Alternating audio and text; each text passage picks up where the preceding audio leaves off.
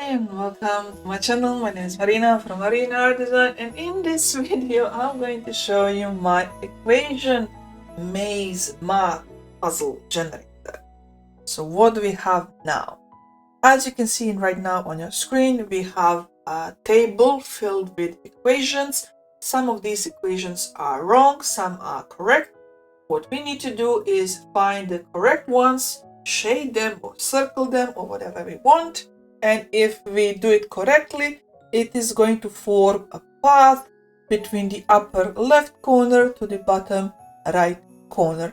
So the solution could look like this, or like this, or like this. So that is the puzzle. So the puzzle is to get from the upper left corner to the bottom right corner, following a path of the correct equations. The path could be straight, so you have two options. So you can only move left and right or up and down. You cannot move diagonally. And you can also have option that you can move diagonally, but in that case, if you move diagonally, then you cannot move up or down anywhere else because you cannot go backwards. So you can only move forward in this path. So in this case, you could move here. You see here in this section, you could do it like this, but because the rule states that if diagonal movement is enabled, you need to avoid looping paths, you need to avoid skipping correct cells, and you need to ensure that the solution remains continuous and valid. So in this case, if you activate diagonal movement, the goal is to find all the correct equations, and then you need to actually find the single path that is connecting all the correct cells to the bottom right corner. So if you do it like this, it's not good because you did not use all the cells. So that's additional trick, that the goal here is not to reach the bottom right corner the fastest, but to reach the bottom corner correct way. So in creating a single continuous path. And in here, you cannot move diagonally, so you cannot move from here to here, because in here diagonal movement is not allowed. So those are the two variants of the puzzles that you create. And of course, if you have Canva, if you have any image editing software, you can do something like this. You can place an image on top of the top left cell and bottom right cell, and then you can ask some solver to find a path to help the dog reach the bone by only jumping to cells that have correct equation. So this is something that you can do in Canva. This is not something that you can do inside the program. In the program, you create image like this one, and then you transfer it to Canva or any other editing tool, and then you replace the top left cell and bottom right cell, and you can put whatever you want in those two cells. So now let me show you the interface. It's very simple. You have control over how many rows and how many columns it's going to have. You have control over the font that it's going to be used inside the cells. The fonts is everything that you have installed on your computer. If you see that the equations are a little bit higher, lower, left or right, you can control horizontal and vertical offset here. You can control the shading of solution. So this here is the solution. You can control the shading of the solution. You can choose to output images in single folder or two folders, one for puzzle, one for solutions.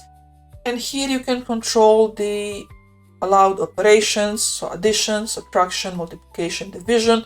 Division is by default turned off.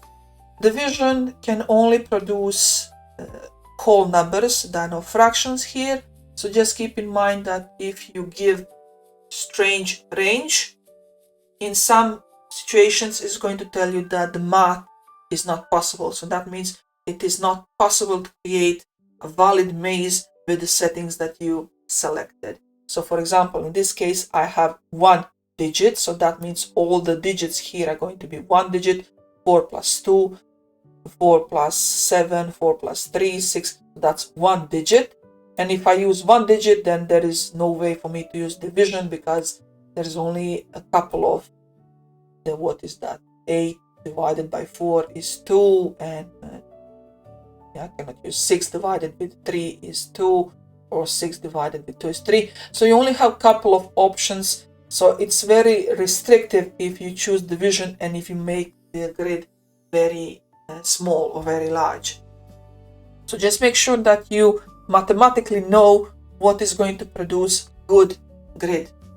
In most cases, addition and subtraction and multiplication, they're going to work all the time. Division is the only one that is tricky, because we are not allowing fractions.